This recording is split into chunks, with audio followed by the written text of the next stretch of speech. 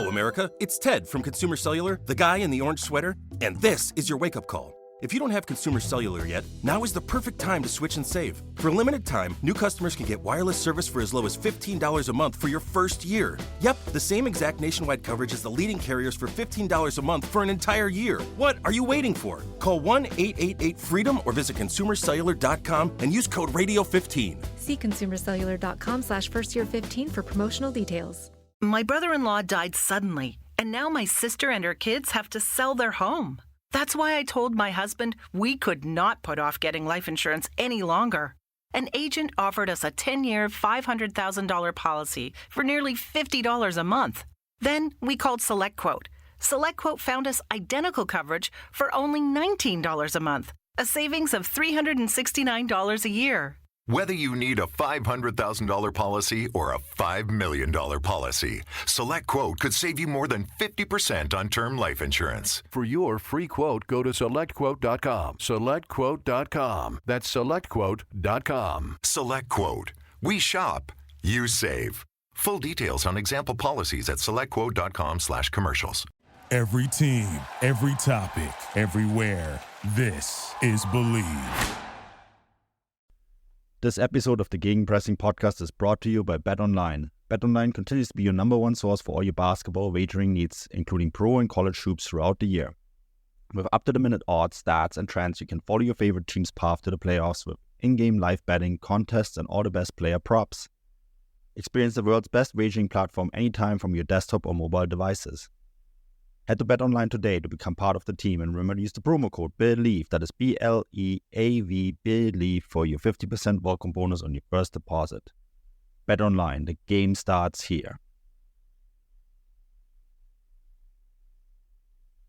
Hello and welcome to Gegenpressing, the Bundesliga podcast. I'm Manu, and he is not Stefan Bienkowski, he is Seb Stafford-Bloor. Stefan is getting a much-deserved day off, so I had to recruit help, and I got help here from Seb, joining us from The Athletic. Seb, it's been way too long. I'm so glad you were able to join me today. Yeah, we were just saying that before we started recording. It's been ages. It's yeah, very nice to be back on. Very nice. Because I think the last time you were on, I was on holiday, and then that puts a gap in, and I think you came on a couple more times with Stefan where I wasn't there. Yeah, I did one with Matt and Stefan, I think, right at the beginning of February. It's been a while now, but it was just after the resumption after the winter break. So it's been probably about 6 weeks, I think. Oh, way too long. We need to ensure that this doesn't happen again. That we don't have long breaks. And then, of course, I'm probably going to see you soon as well. May comes closer. May is usually when I spend a lot of time in Germany to finish up the season. And so can't wait. Hatching plans around the Hamburg derby. Hatching plans around. Yeah, we were talking about that before the show. That could be decisive for the promotion. So there is a scenario that we discussed where, although St. Pauli look like they'll probably do it sooner, there is a scenario in which they clinch their promotion in the Volkspark. Oh, can you imagine that? That'd be pretty tough to take if you're a HSV fan. Although, I think let's do this anyways. We can talk about this before we get into the actual Bundesliga stuff. I do think both are going up. Me too. I think they made the change. HSV made the change at just the right time. Interesting you say that, Manu, because I watched the first half today, and I thought, don't know, because last week HSV Baumgart's HSV seemed very cross heavy.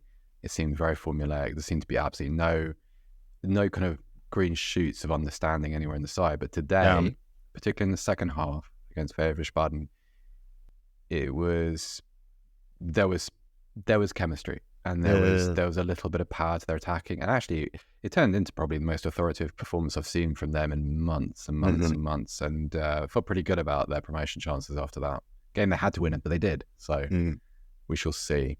Yeah, I think too, what kind of stuck out to me too, there was a picture or a moment after the game where they all kind of stood on the pitch relieved.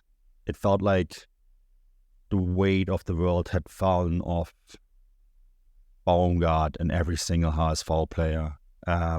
And that is sort of I got the sort of sense like, oh, they could really be clicking now. You ever thought that, it's a theory, and I know there's never been only one thing wrong with HSV, but sometimes it does seem to me as if their stadium is too big for them, for some of those players, because you have this really unique situation where a huge football club, but a club that have been down for so long now that they've had to assemble really as high the Bundesliga squad, with a few exceptions. There are a couple of players there that would start in the Bundesliga. And when it's full, like, for people who don't know, it's nearly 60,000 when full. Yeah. That's an awfully lot. There's a huge amount of expectation for players who, generally speaking, do not have a lot of Bundesliga mileage. And it's problematic. The problem with HSV is emotional. Yeah. Because it's not talent within that group. So if they can conquer that, then they should be able to do a good thing. I think it's fascinating to say that, because I remember when I covered the relegation playoffs last year. Oh, yeah. And when we were in the same stadium without knowing. Remember that in Stuttgart? But in fairness, you get easily lost there. It was the lowest point of our friendship. I have to say too, like, that stadium is going to be magnificent when it's finished. Yeah, because it is a magnificent stadium. The one in Stuttgart, Volksparkstadion, is a magnificent stadium too, and I want to get to that in a second. But because of the way the construction site is, and you have to walk straight through the construction site to get to the press box, I'm not surprised we missed each other. Yeah. And it's a massive press box. It's huge because it was built for the World Cup, right? And I guess now being renovated for the Euros, so it fits a lot of people. So it's not surprised we didn't see each other. But to get there, to get up to the press entrance, and it was the first time I'd been as media, you have to take all these routes that look like they're very much not the way, like temporary looking lifts and staircases, which you think, I don't want to go up there. It feels like someone's pranking you when they say, oh, no, go that way, be fine. Yeah. You're like, okay. Construction style lift. Yeah, but also like my German's a little better now, but it wasn't very good at all then. And so because it's almost a year ago, right? So yeah. Anyways, I want to talk about that moment after the game in Stuttgart when they asked Tim Walter, what gives you any hope? And he kind of had this million mile stare, completely, hope seemed completely lost. And he just said, der Volkspark, the stadium. And I think it's such a heavy, it's kind of, and this is the first topic we're going to jump into today, is kind of like the Westfalenstadion for Dortmund. It can be such a uplifting experience, but such a heavy weight on your shoulders too. In that match, there was, in that second relegation playoff game, there was a moment where the first half, you thought, okay, maybe. Yeah, Kittel scores. Yeah. And then, I forget who was in goal. Florian Müller was in goal for Stuttgart. Mm-hmm. Yeah. I think. Yes, because Nubel arrived on loan in the summer. Yeah, exactly. And he played pretty well in the first half. Mm-hmm. And but so did HSV and Dompe and Kittel and Glatzel all had chances. When it's loud, it is loud. Really loud, yeah. In a way that I love being there when times are good. When it's not good, it's a terrible place to be. But when times are good, you think, guys, this is a place. This is a real destination in world football that's like for a derby or like I was at the Schalke game right at the beginning of the season on the first day, and unbelievable. When you leave a football stadium, you think I'm so glad I was here, and you have no real need. I'm a well wisher for Hamburg football teams, but I'm not a fan. Yeah. But it was just it's a wonderful place, but I think a lot of players struggle with it. Yeah, I've covered 2 relegation playoffs there now, with the same outcome. Did you go to the Hertha Berlin one? Yeah, I did. Because that was worse. That was much worse. And I suspect there's a chance I'm covering another one this summer. So, but I don't think they need to fear the relegation playoff. Because I think the team they're gonna finish 16th in the Bundesliga is gonna be bad. Whether that's Köln, I think it's actually going to be Mainz. One of the two.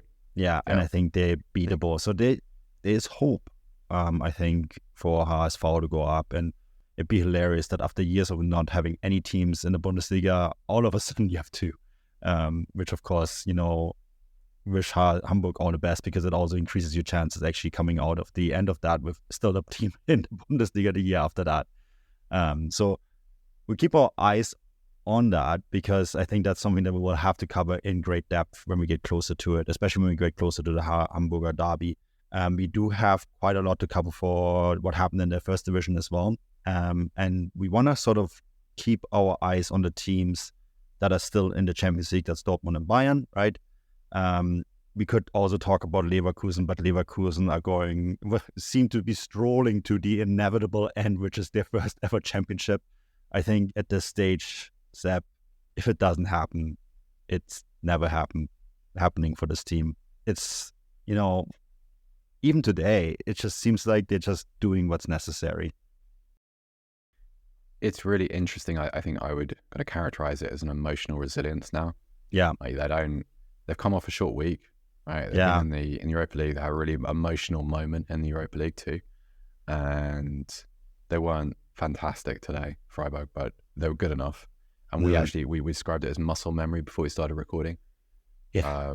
Which I think, and you made it, you described it as being quite Bayern-like, which I think is a really good description, because that's what you do, right? When you're in that position, you just tick over. No one will remember this game, maybe for Wirtz's goal, but not for the performance. You jump as high as you have to. Same with Karabakh. They were like, oh, we could lose this game. Let's put up a gear. It's like, we still need a goal. Let's just finish it now. It's Bayern-like. And they have a lot of games. This international, I said this on a show a couple of weeks ago. If Leverkusen go into the international break with 10 points to Bayern, it's over. Simply because they will have 2 weeks now, right? Where they can completely reset, and Boniface is going to come back. Boniface will come back. Yeah. That will be that. And that will be that. It's just they needed to get to this international break without dropping points. They did. And it's just really interesting, Manu, is that all the kind of the top level heroes of this Leverkusen squad have got their just desserts, and everyone's praised them. I think a really important detail has been how, like, some of the kind of the second class citizens within that squad and some of the kind of the supplementary players have performed. So Andrich is an obvious one, because they've been able to move him around a little bit. Nathan Teller, I remember when such he moved a good over signing. Brilliant signing, because it's allowed them to absorb that that sort of mild injury that Jeremy Frimpong suffered 6 weeks ago. They've allowed Frimpong to come back at his own pace without overplaying him. Teller's been absolutely magnificent at certain times. It's really impressed me. And then they've also managed to keep, I suppose you probably say, 4 world-class centre-halves as well, because Nkapie, definitely. He didn't start the season. Kasuna has been a revelation. They nearly sold him over the summer. Tapsoba, we knew about. Jonathan Tah's career renaissance has been kind of wonderful to watch. And I don't know. Also, I think if you'd said to me a year ago you could win a Bundesliga title with Lukas Radetzky, I'd say, no, I don't think so. I got called out by James Thorogood on a broadcast because I was on a commentary. Yeah. That's savage. I texted, he didn't mention me by name, but like he's been on a show with me a couple of times where I criticized Radetzky, and I texted him afterwards, and I'm like, did you just call me out? And he's like, yes, I was thinking of you. He said, savage. Like, there's been people criticizing Radetzky for not being good enough to win a title. I'm like, I watched that and listened to it. Fair. And but just like, but there was a fair observation. Just call me out, and yes, he did.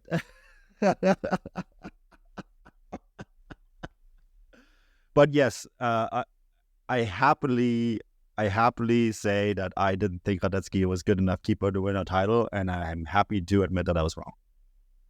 Well done. Good for you. That was some excellent bigger personing. But you know what? This is also the first year that he has kind of shown that he can be this goalkeeper, right? I guess Leverkusen always knew it. And I also think that they were quite smart signing a really strong backup to kind of maybe help him elevate his performances a little bit. I suppose also, if you were being a little bit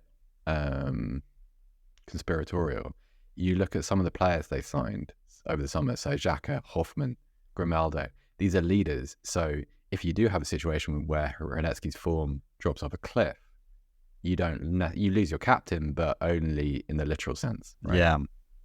That's quite interesting. Yeah, I think so too. It takes the weight off him.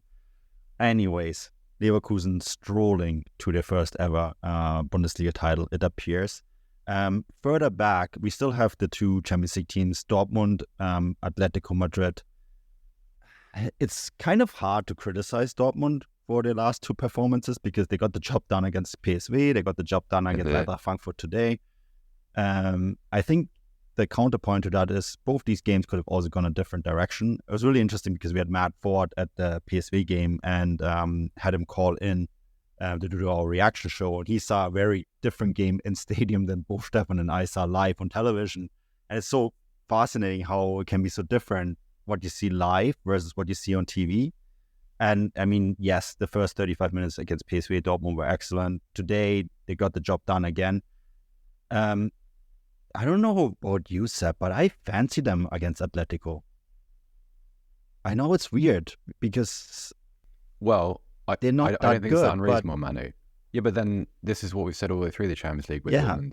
Like, I think, had you asked me before the two Newcastle games, I'd have favoured Newcastle. Before we knew what Newcastle were. Totally. I don't think I really fancied them in Milan. And, you know, they were very, very good that night. And actually, individually, if you look at the difference between some of the, like, just look at the defence, right? So, Hummels and Schlotterbeck are completely different players in Europe than they are in Germany. Yeah. It's very weird. Yeah. I have no explanation for it, but they are, like, I look at Hummels in the Champions League and he looks 5 years younger. It's really hard to explain. And I mean, I remember us doing the live show after the Klassiker where they got absolutely smashed by Bayern. And then a completely different team showed up against Newcastle like 3 or 4 days later. And we've seen that throughout this entire season. And I saw the Atletico Madrid draw and I'm like, that's actually kind of like a perfect team for them. Because they are good on paper. You know, their reputation is probably bigger than what they are at the moment, right? They're a tough playing opponent, which is something that Dortmund actually kind of likes, right?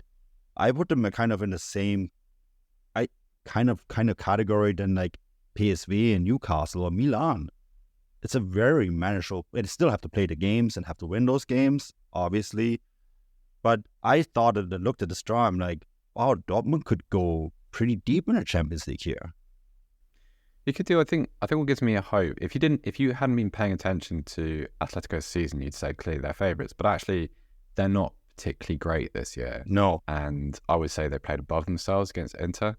I think they were pretty fortunate. I really thought that, especially after the first leg, I thought it would go through. Yeah. The only reason I worry for them, Manu, is because I think the individual players are of a high level, and I still do think that Edin Terzic's football is individual-led to an extent. I think you need heroes is the wrong way of putting it, but you need talisman within your performances to knock over teams like Atletico Madrid in the same way that they did against Newcastle. Like I thought Felix Lemaitre was fantastic against Newcastle. Jamie Biden-Gittins was brilliant against AC Milan in the away leg. I think you need that. Whereas if you come up against an informed Griezmann, for instance, as an example, that's a level of player they haven't seen yet in the Champions League. I suppose Mbappe's quite a good player, isn't he? Yeah. He's okay. Yeah. He's okay. He's pretty good. He would sneak into the Dortmund side. I just mean that, like, I think an Mbappe style player, a Griezmann style player, because I just don't trust that defense, and it's not helped by the fact that like Hummels has been magnificent in the Champions League, save that ridiculous penalty decision against him in Eindhoven. That is the one thing awful refereeing. At some point that referee misfortune that Dortmund have had in this competition must swing into their favor. You'd think so. Because the calls that they had against him are just ridiculous. I mean, I'm not a Dortmund fan by any stretch of the imagination, but even I would be like, it's just the amount of refereeing decisions that go against them is just kind of weird. And you would think at some point that will go the other way. As my 1860 jersey falls down in the background. That was like a living metaphor. That was incredible. That no one touched it. It just fell off on its own accord. Like, that is, for a club that's had like 1 million bankruptcies that have been self-inflicted. Perfect. But yeah, I just think that's at some point that will have turn around. But like, yeah, I find this Dortmund team so very fascinating because nothing would shock me about them at this stage anymore. I could see them finish fifth in the Bundesliga. Don't quote me on this. I don't actually think they're going to win the Champions League, but it wouldn't shock me. You know what I mean? It would shock me. I mean, I think they're going out. I think actually, I don't think offensively they have enough going forward. I think also, in the same way that we've described this as being a kind of a virtue of this Dortmund side, I think Atletico are a completely different beast in European football. Because I don't think there are very few places in Europe I would rather less go than the Wanda if I needed a result, or if I needed to kind of put myself on a steady footing ahead of a second leg. It's a terrible place to have to go. True. And I think Dortmund are built to survive it. At Bayern, I would give more of a puncher's chance, just because at Bayern you have the firepower. You can, Kane aside, you know that you're going to get the kind of the moments of inspiration from a Sané and Musiala. Even Gnabry seems to be coming back into some kind of form of fitness. And you have a grizzled element to the side that runs all the way through it. So you've got players like Neuer or Müller who they're not going to be intimidated. Whereas, I don't know, you put Schlotterbeck in there. Yeah, but I feel like this Dortmund team has walked through the fire in the Champions League this season. And is the second leg in Dortmund, or is it there? Yes, it's in Dortmund. Okay, I think that is the difference for me. And we were going to talk about Bayern in a moment here. Yes, the second leg is in Dortmund. That makes all the difference. I kind of said that with more confidence than I really had in what I was saying, so I'm glad you checked that. That's why I always have several windows open with all these information on myself. Nice. But I think that makes all the difference. You get a good result in Madrid, and they come back to Dortmund with a 1-1. Hey, I'd love you to be right. I think it would be the Bundesliga needs a strong Dortmund. I think also if the Bundesliga is to get that extra Champions League spot, Dortmund are going to have to win. We know how to do it. The Dortmund and Bayern have to essentially reach the final. Yeah. Yeah, so also if you've got, we're going to get to Bayern and Arsenal later, I know that, but if only one German team progresses from this stage, including Leverkusen, who are going to play West Ham, it's finished. The Premier League is going to take the fifth place, which it is what it is. But I feels more necessary at this point in the Bundesliga's history. I know, I understand it's not ideal that may fall into the hands of RB Leipzig, but at the same time, having more German teams in the top flight of European competition, particularly now, just matters. And also because I'm sick of all the disparaging nonsense and the kind of comments, the crap and all the stuff that you have to.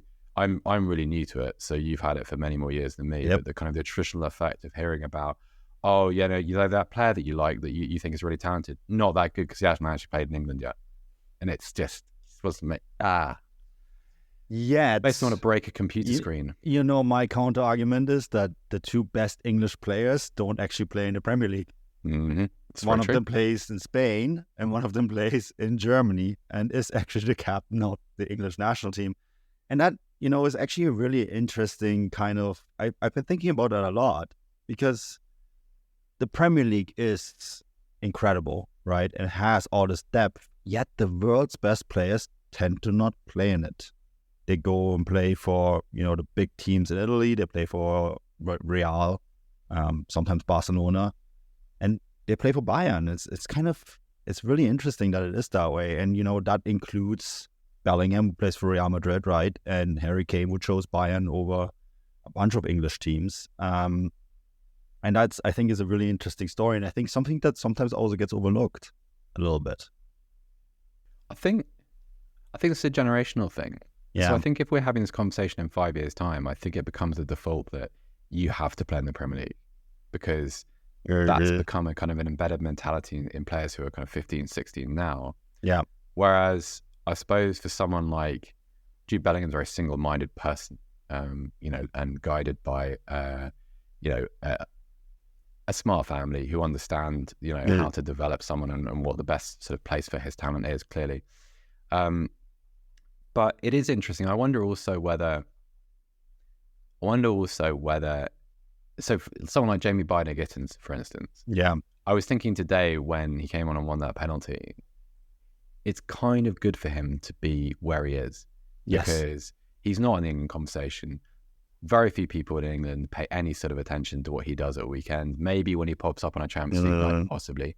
No one says, hey, this guy's really interesting, because he is. Like, if he was playing for Tottenham, right, or Arsenal, or a club of that standing in England, the clamour around him would be massive. Because he has those kind of flashes of influence. As it is, he's able to develop, he's able to work on his game. He's also able to have matches where he's not that impactful, and where he works out a few flaws, and where he's out of the team for a few weeks, and no one creates a sort of a melodrama out of it. Yeah. And I suppose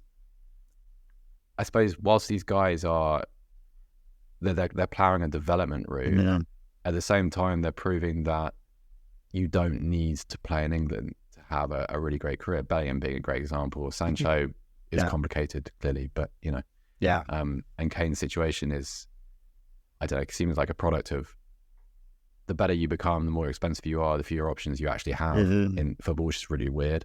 Yeah.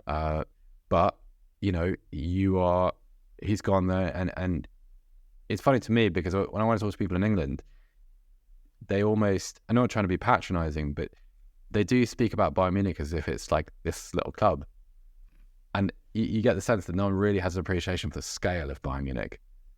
Not necessarily just in Germany or Bavaria, but globally, the scale of Bayern Munich. It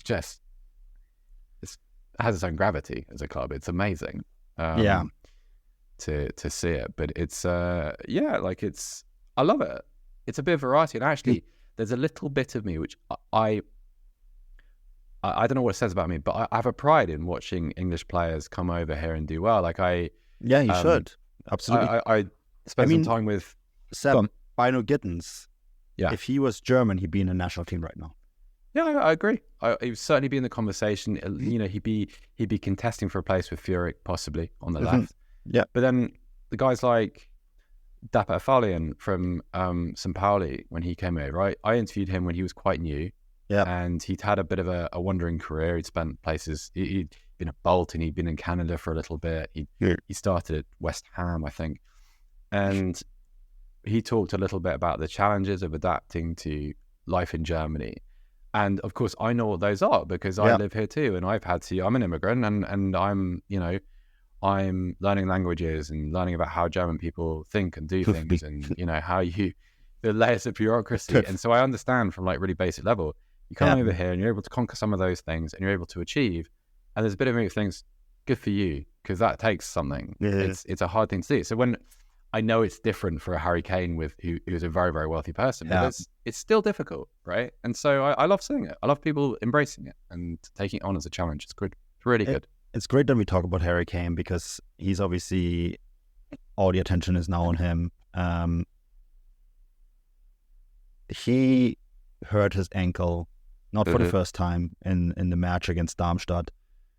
I did a piece on whether he's going to break Robert Lewandowski's goal-scoring record, not knowing that his ankle was actually seriously injured while I was writing it, because that came out afterwards. And I did actually put in the piece, one of the big factors is whether he's going to stay healthy or not. Right now, his pace is actually too low to break Lewandowski's goal-scoring record too. He needs to not increase it by much, but a little bit, But that aside, if Harry Kane is out for longer, because we don't know until the scans come, right? And more about this, but the ankle has been a source of concern in the past. I think Bayern Munich's season is essentially over if Harry Kane is out for an extended period of time. And we've already talked about this. I don't mean the Bundesliga season. That's over already. No matter Harry Kane is out, he can score another 20, 30 goals until the end of the season. It won't matter because Leverkusen are going to win anyways. But what I mean is the Champions League. Just like Dortmund, I think that I actually favor Bayern over Arsenal. I think I'm one of the few in that, but here's my reasoning is because I think if Bayern Munich get a result in London, they'll go through because they will win. I think they will win in the Allianz Arena. I think they just will. That goes completely out of the window if Harry Kane isn't fit. If Harry Kane isn't fit for that game, Bayern will have no chance whatsoever. The question then for you, Seb, is Harry Kane going to be fit for this game? Like, how has he dealt with this in the past? Yeah, it's a really good question, Manu, because you mentioned how many times he's suffered ankle injuries. The ankle is a joint that doesn't get better. No, it gets progressively worse. It's the grades, obviously. What you see when he comes back from long-term injuries is when he plays himself back to fitness, he has a kind of clunkiness where he's not quite in line and in step with the game around him. And so you see sort of a declining standard in his touch, less of an ability to knit the play, to drop into those kind of deep positions and play that big switch that he likes, which opens up on the other side of the pitch. So if it's a serious injury, it's kind of a non-point anyway because he's not going to make Arsenal. Yeah. But I think it's worth saying that until the scans come back, anytime he suffers any kind of ankle injury, a club is right to be incredibly cautious around it just because of his history.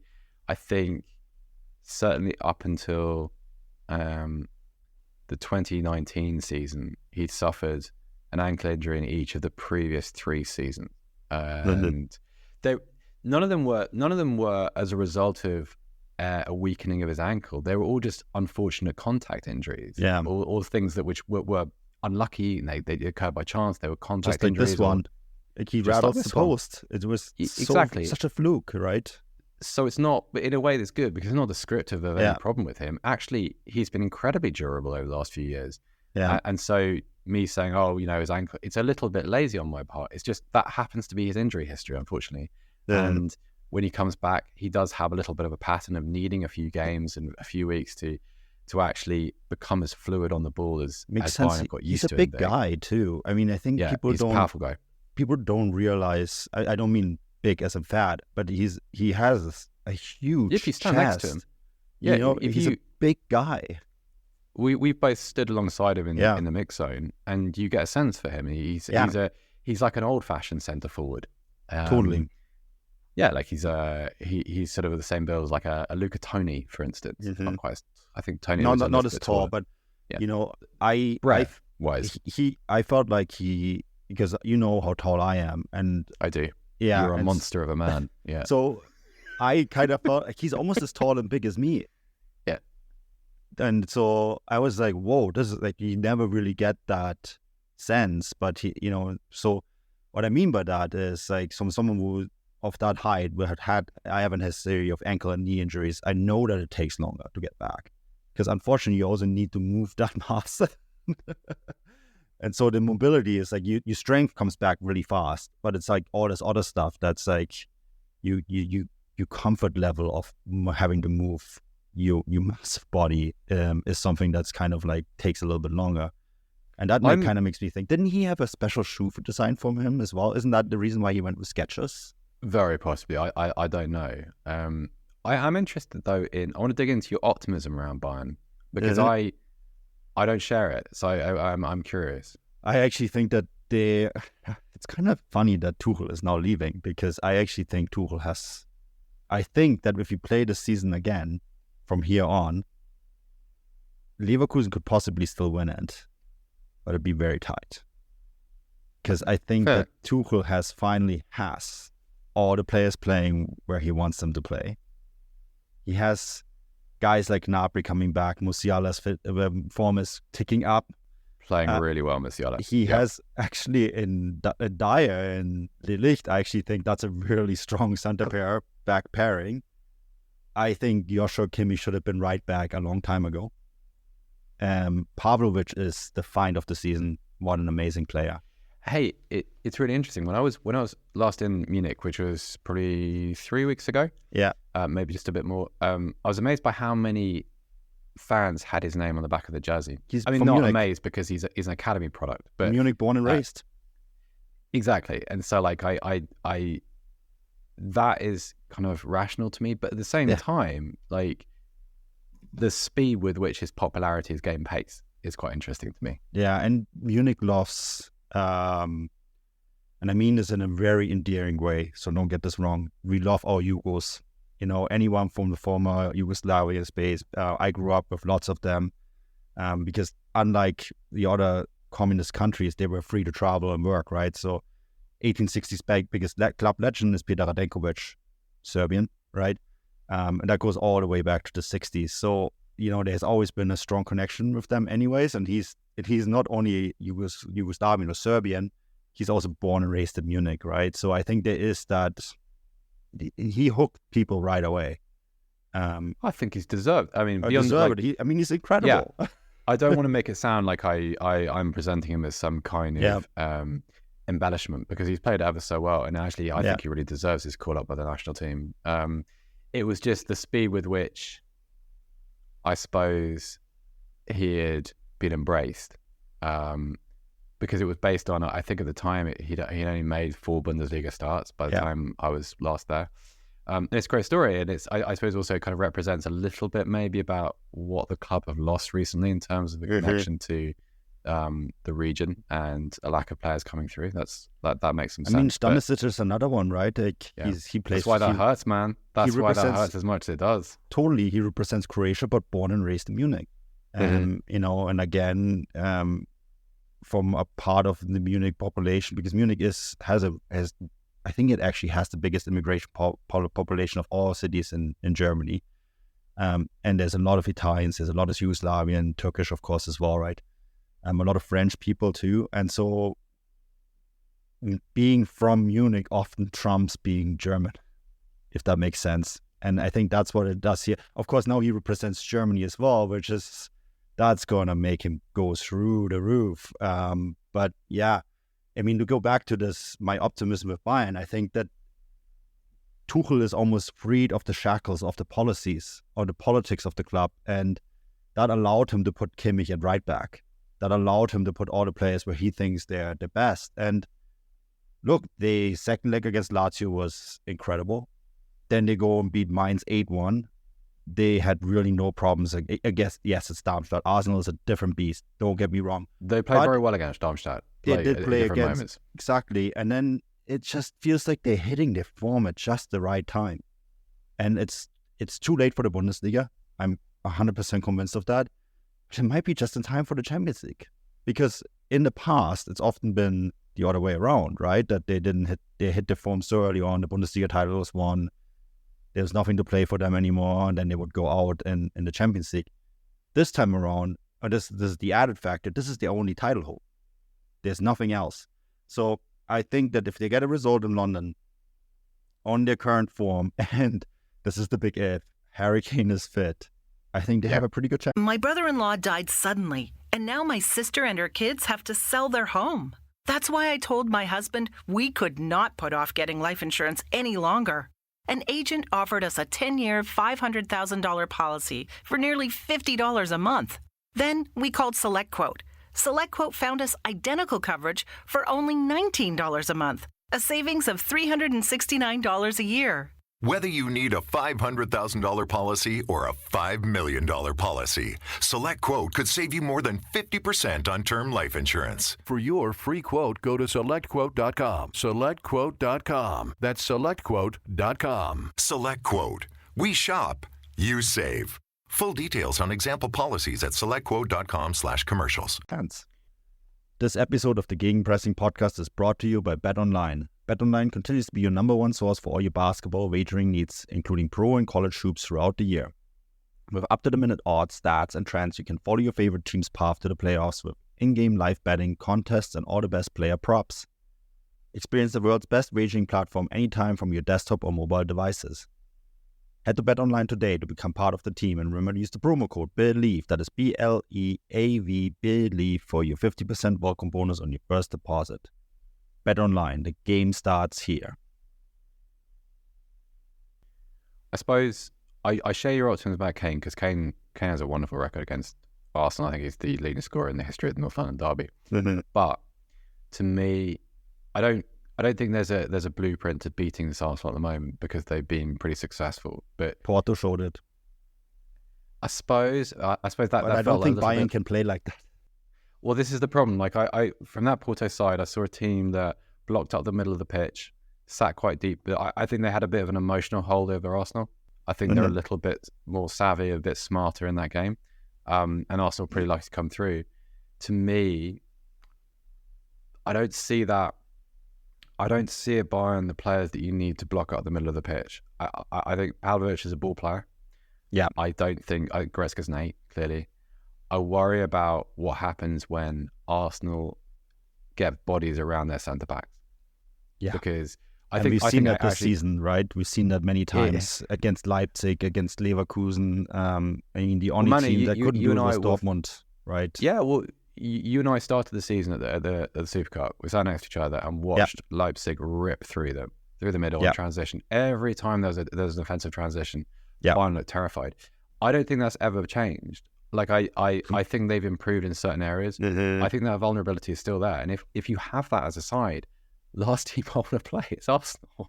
Yeah, but Arsenal's Champions League record has been so bad this year. I mean, yes, they're through, but like I have not seen many games where they convinced me. Yeah. And that is really the flip side of it, is that, Bayern are very vulnerable, but this Arsenal team is too. In the Champions League, not in the Premier League. In the Premier League, obviously, they've been incredible. They look excellent in the Premier League. I suppose you could take a little bit of solace from the fact that, well, the Bundesliga kind of is over, and so Tuchel can possibly justify not going through the Wednesday, Saturday, Sunday cycle and just saying to players like, certainly someone like Goretzka, who physically he's had a bit of a difficult time the last couple of years. Yep. Sané probably, Musiala, Kane maybe. Yeah. I mean, that's a little bit difficult if the Lewandowski record is in sight, but Arsenal can't do that, clearly. Arsenal can't afford to lose or drop a point against City and Liverpool in that sort of three-way title race. And Arsenal has other title options. Like, how realistic is it for Arsenal to win the Champions League? Because look at the gauntlet that they have to walk through. Next is Man City. City. I don't see anybody getting through Man City. So Bayern, Arsenal, anyone. So I mean, everything can happen in 2 legs, right? But you're right. Man City is the favorites to win the Champions League in my books as well. Although I never counted Real Madrid, never ever make that mistake. But to stay on point is for Bayern though. Interestingly enough, they have been there before, where the Champions League was their last route to win a title, and that was of course in 2012 when they lost the final to Chelsea, and the drama that happened afterwards basically led to this 11 titles in a row, right? But I could see Tuchel and the Bayern players say, this is it. This is the only thing we can win, and we're going to throw everything at it, and we're going to disregard everything else. And I think that can make a big difference. Well, it is strange, kind of one of those funny symmetries that European football throws up every now and again. If you go back to that Chelsea defeat, that Chelsea team was terrible. It was it got horrendous all year. It was, obviously they got rid of Andrea Villas-Boas. Their head coach is Roberto Di Matteo. Like, you had fullbacks playing centre half. You had a team that was really gaffer taped together, and somehow the professional pride of some fairly disaffected senior players, Drogba, Terry, Lampard, Cech. Like, if you have individual players in the Champions League, you have a chance, always. Yeah, always. That's how Madrid does it so many times, right? For sure. Like, how many Real seasons in La Liga were not all that impressive, and yet in European football, they have that curious reserve of, it's not quite self-belief, but just wisdom, I guess. And I think this group of Bayern players might have that, which is really weird. And it's funny that you mentioned this Chelsea side, because I was living in London that year, and I remember watching that final, and they had no business getting into extra time. Never have got past Barcelona. They should probably never have got past Benfica. And they should have gotten smashed 3 or 4-0 in the final by Bayern. Yeah, it's the Champions League can be really bizarre that way, and that's why I have this weird sense of optimism for Bayern and their fans. I'm not a Bayern fan. The jersey that just fell down shows 1860 jersey has deserted you, but but it's just a weird one. I just sense, like Stefan made this joke. I think that because 7 years ago Bayern smashed Arsenal 10-2 in the round of 16. It's a completely different scenario, of course. I think this Bayern team is a bit on a mission in this competition. I think that is the difference here. I want to share your optimism. I'm a Tottenham fan. I think Arsenal proved too strong. I think Arsenal are a super impressive side. And my fear is that Bayern take an absolute hammering in London. We'll see. Speaking of super impressive sides, though, let's switch gears. Stuttgart, super impressive. I know they're third in the Bundesliga table, Seb, but I make the argument all the time that they're actually Germany's second best team. That's an interesting one. I mean, team, yes. I mean, they are certainly. I would say that in terms of teams that I've enjoyed watching this season, they are 1 and 1A with Leverkusen. I love the way that Stuttgart play. The intricacy of their attacking football is just a joy, and actually, it's good that we're talking about this weekend because I thought it was a pretty good example of it against Hoffenheim. So good. They're great. They're a joy, and they're a real credit to the Bundesliga too. And and I'm.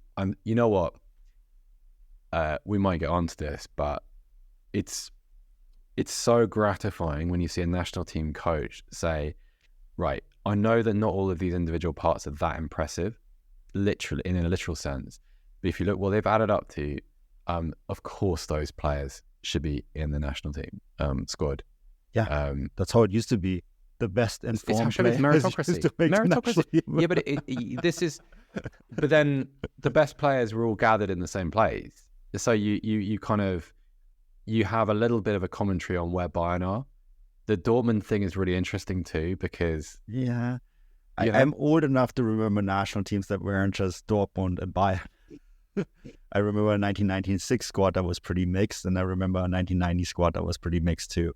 And it was a lot of players from abroad in those teams as well, right? So we've kind of lost that by thinking that all the best players had to play for Bayern and Dortmund, and then increasingly only for Bayern. And I think I mean, if you go back to 1990, that's a really interesting point. I'm going to barge my way into that point of yours there. If you go back to 1990, I suppose you still have the kind of the financial primacy of Italian football. Yes, it. So you've got Bremen and Andy Bremer, Jürgen Klinsmann, and Lothar playing in Serie A. In 1996, the Bundesliga is still 3 years away from kind of the new age of like professional, in inverted commas, football. And so you could probably argue that since 2000, you kind of don't really have this situation where 2014 World Cup winning team was mostly Bayern and Dortmund, wasn't it? There's a few Real. It was Özil was at Arsenal already. I think Özil was at Arsenal. Tony was moved to Real that was summer. At Arsenal. Yeah, Mertesacker was at Arsenal. Yeah. The Andre Schürrle was at Chelsea. Yeah. Götze was at Bayern. Yeah. And obviously the Boateng was at Bayern, and Hummels was at that point in Dortmund. Was Kroos at Real? Did he go that summer? Kroos went that summer for Alonso. He went that summer. Yeah, okay. Yeah. In that trade, right? Alonso went the other way, essentially. Point being, meritocracy. Right? Like, I also, Jan-Niklas Bester from Heidenheim, who I think a different manager 3 months away from a home European championship doesn't say, I'm going to take this guy that was in the Zweite Bundesliga 12 months ago. But he absolutely deserves to be in the squad.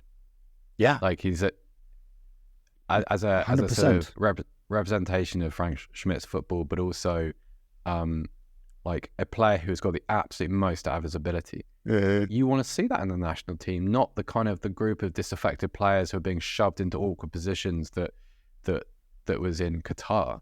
Yeah. I would actually make the argument that 2 players from Heidenheim should be in that squad. Dingshi. Yeah. What and he's declared today, of course, that he's open to play for Germany, similar to Dennis Undaff, who... Was he born in Germany? Yeah. And so, I mean, Dunnes Undorf obviously declared for Germany already and is in that squad, really well deserved. He scored 14 Bundesliga goals this season. He is probably Germany's most informed striker. Should be there. And well, actually, other than Kai Havertz, who has been incredible recently, he could be the number 9. But I want to stick to the Stuttgart team because I looked at the lineup for this weekend. 8 out of the 11 starters were German. Yep. German head coach as well. And, this is something that is also a little different than what we've seen. It shows you that you don't need... There's been this trend, and, Leipzig is one of those teams that does that, for example. It was just sign a bunch of talented players from France and then hope for the best. Stuttgart has shown that you can find Germans and play incredible football as well. And these players weren't all obvious. Well, look where some of these players were just a few years ago. Yeah. So, I mean, you could... I know they haven't made it into this squad, but Stiller and Wagnermann probably have are on the fringes of the German squad at the moment. Stiller makes it if Pavlovic doesn't get caught up. I would have had Stiller. I think Stiller's had a fantastic season. Yeah, but Stiller can't play for another country. It sounds mean. I think Pavlovic 100% deserves the call up, but that's also a little bit of future planning, I think. And the other issue too is if you're calling up Kroos, where are you playing Stiller? Yeah. I always forget about that bit of it because he just can't. He might as well still be. Yeah, the national team will be there for Stiller next after the Euros. Yeah. He's so young still, and it will be there for him for a long time, let's be honest here. Well, I think Stiller ends up back at Bayern Munich at some point, probably. But they're still really highly regarded there. I think, I remember some of this got lost in kind of the conversation about the new home shirt being released and that kind of thing, but this is probably the first time that I saw a German national team squad announced since I got here, which is just over 3 years ago now. And thought, I'm really looking forward to seeing how this team does. Yeah, same. As a German, really excited. Yeah, that's what I was going to ask, because I don't have a separate conversation for a different podcast, but I haven't developed a real affinity for the German national football team yet. I don't know if I ever will. But so I wanted to hear it from a German, Bavarian. No, I think your dad has told me that's not the same thing. So it's not. I identify as I have this. I work with 2 Scottish people at Transfermarkt, and we have these conversations all the time because they always say "you Germans," and I'm like, they don't mean me. yeah.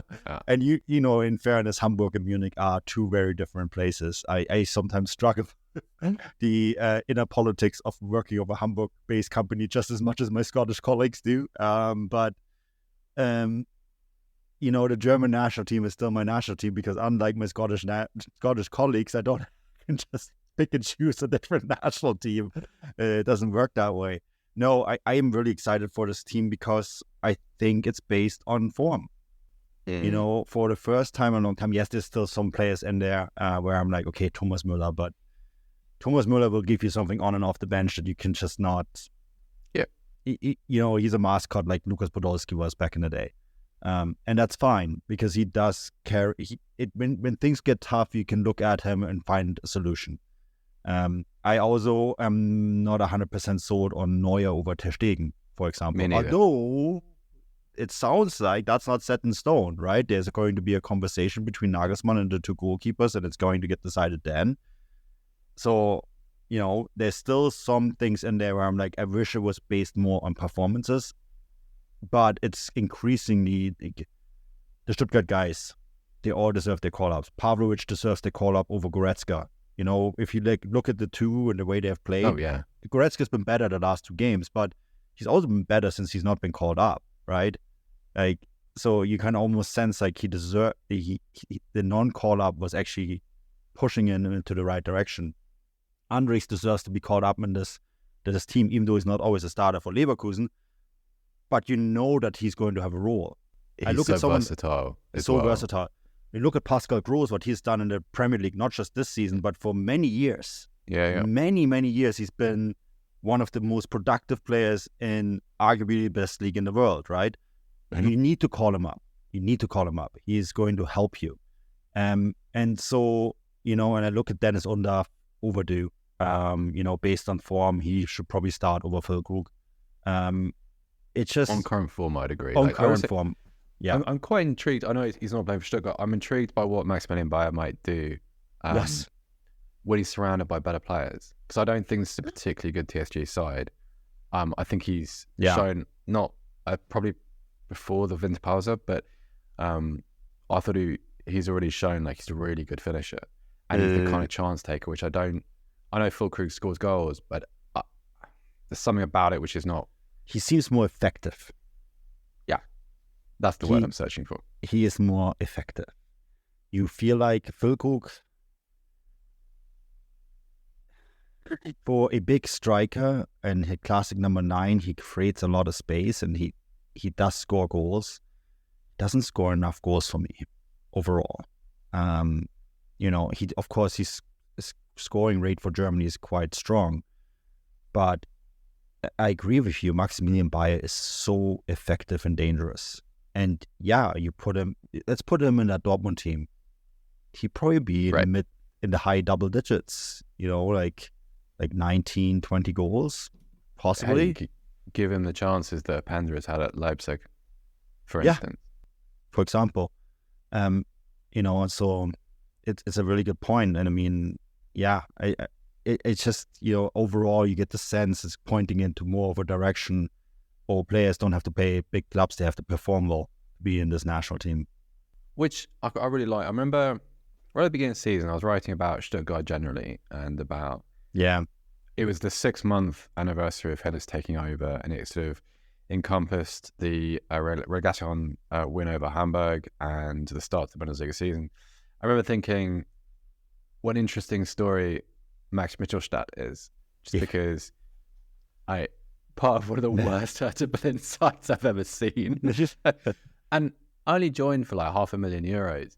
But then, and he's not, I wouldn't say he's one of those overpowering fullbacks in the sense that he's not going to dazzle you with his athletic ability. He's not the most dynamic player. Yeah. But he's one of those really interesting, neat, internal inverting fullbacks. Yeah. Who I think pretty different to David Raum. He's probably going to be first choice, I would imagine. Can't see that changing, maybe. But all of a sudden, you have, instead of the prospect of Nico Schlotterbeck being shunted out to fullback and being asked to just do his best, which is not good. At international level, you can't. Crazy, right?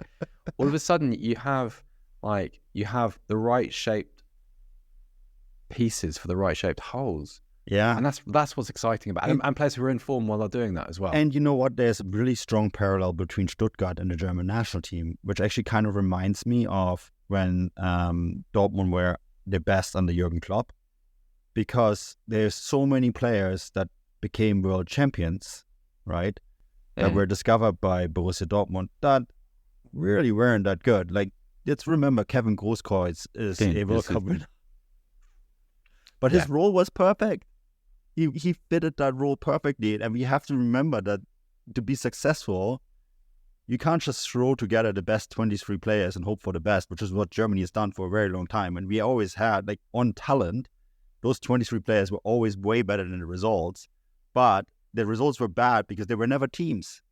Yeah. We haven't seen a German national team in probably a good 6 years because they were all good, brilliant individuals, but there was no Andrich, there was no Beste, there was no Mittelstadt. They weren't these, in North American sports, you call them the glue players, the players that hold it together. And they don't need to be brilliant. Overachievers, they just need to well. They just need to do their job. They need to play left back. They need to play number 6. They need to score the goals, and we haven't really seen that much. And it feels like Nagelsmann has gone out and done that. And it's interesting because he's done it the same way that Hoeneß has built his team in Stuttgart. Hoeneß has gone out in Stuttgart and said, okay, we need a left back, right? Mittelstadt. Füllkrug is a pretty good player. Yeah, we can play him there. And then he's taking players that not necessarily individually are the most talented players in Germany, but they're the best players for that position that they need to play in, right? And I think we've sort of somehow forgotten that in Germany, that's actually required. We don't need, you can't have a squad with 6 midfielders that do the same job. It doesn't work. The results, that's how you lose 3-0, 4-0 to Austria or Turkey. And I feel like Nagelsmann has identified that. No, but it's true. These teams are based on talent. They should not have lost those games, but they lost those games because there's no blue players. It feels like it's been really interesting to arrive in Germany at this period in the national team's history, because it feels like they're going through something very similar to what England suffered through between about 2006 and 2016, where you had players who they had such high status within the country that they had to be picked, but they also had to be accommodated within the team to the team's detriment, and always in a way that precluded like a high-performing overachiever from being picked in the first place. I remember Wayne Rooney being picked in central midfield in Euro 2016 during the game against Iceland. What a bad idea. Yeah, but you look at that tournament cycle England suffered through, and it's very similar to what Germany have experienced since 2018. I think it started with, interesting enough, it started in 2017 when they won the Confederations Cup, right? Right. I think that's when Germany was at the height of their power, because all of a sudden they had that second team, and everyone was like, "They're so." Yeah, I remember. I remember. Yeah, they essentially had the U21 win the European Championships. They had the Confederation. They won the Confederations Cup with the second team, right? And there was this all of a sudden there was 3 teams, and the failure here wasn't that there isn't enough talented players. I think to this day there's enough talented players for Germany to be good. The problem is there isn't enough players that can fill the holes necessary to win. And there's a big difference between the two things, Well, it's interesting because you and I, we've been in a lot of the same round tables with people that would, like, ex-German internationals or sporting directors or people who often have an opinion on these things. And it's amazing how often when you ask, like, where's the next German number 9? Where is the next, where's the next truly elite German centre-half? Like, a lot of these guys say, we became really good at producing multi-skilled players who could do all sorts of different roles, but within that lost the ability to create specialists who play in positions which are just specialized. That's really it's amazing how often that comes up in conversation. And that's why I think the Stuttgart team is so intriguing, because Hoeneß has fixed it. And I think Alonso has too with Leverkusen, but he's done it. And I actually, that's not fair. Rolfes and Alonso have fixed this at Leverkusen, because we have to remember does not get enough credit for what he does not. Simon Rolfes built this team, and amazing. He went out and signed Grimaldo, right? No one thought that was a good idea. People thought Grimaldo was a problem as a professional, which is crazy. But he is the perfect player for that role, and that is probably not going to work somewhere else. He went out and identified Xhaka as the midfielder that they needed. Hoffman. He went before that, Palacios. Hoffman is another good one. Palacios is another one. And I feel like Hoeneß and Stuttgart have done the exact same thing. They just signed so many Germans now that Nagelsmann is saying, oh, great, this is interesting. Very interesting for me, because they have my left back, they have my right back, they have my 2 midfielders, they have my center forward, they have my left winger too. And, actually, I think Nübel should be in the squad too. Nübel has been excellent, right? So, but it's interesting that the 2 teams that have been punching way above their weight, and Leverkusen is included, that of course this team is excellent, have basically gone out and changed the paradigm of how German teams have built their teams. And I think Stuttgart in particular is a really good lesson there for Nagelsmann and this upcoming Euros. I guess the question then is that would be actually a really interesting article to explore how Stuttgart can be the example of how Nagelsmann should play the Euros. But I think that's actually true, right? Let me ask you a different question though, because I want to tap into your German/Bavarianness. We're going a little bit over today, but I guess we can do another 10 minutes here. 10 minutes. So one of the things that people who don't live in Germany may not realize is that interest in the national team is super low. It's been steadily in decline since probably 2014. There's a statistic doing the rounds where at the 2018 World Cup, over 20 million Germans were averaging on average watching Germany's games during the tournament. Yeah. Qatar, that fell to like 8, 9, something like that. Which are still pretty good numbers. That's bigger percentage-wise than what the Super Bowl does in America. Yeah, I mean, it is good, but for a country where this is the dominant sport, it's still pretty low. Yes. So do you think, what's the solution? I know there's no one answer. There's not a silver bullet. Well, we have, I mean, I'm old enough to remember the late 1990s and early 2000s where it was the same. This Germany team hasn't, I think a lot of foreigners have this perception that it's always been all conquering because they have won a lot in their history, That was my perception before I got here too. Yeah, but there has been, I remember this. I remember when we had a 34-year-old Oliver Bierhoff trying to score goals for Germany at the World Cup. I'm old enough to remember this. I remember.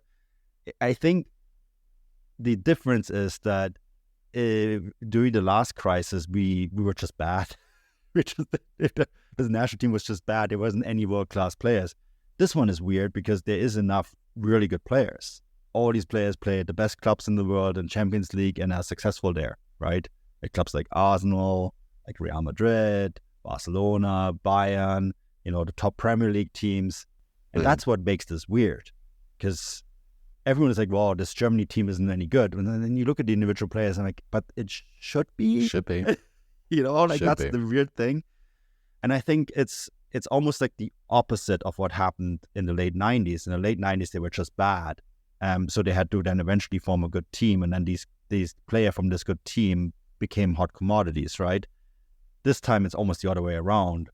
I think there needs to be hard choices, and these hard choices are being made of maybe cutting some of these very good players in order to actually form a team. You almost have to lower the talent level in order to increase the level of the team.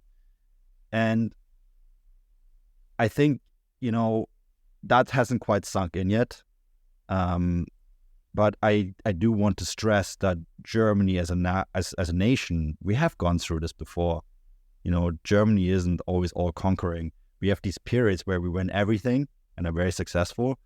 But the lull has happened before. I think what's maybe the different, the tournament results were never this bad. But what's the way to reconnect the public? Is it just success? Just win? I mean, look what happened when Flick was fired and Völler was on the sidelines.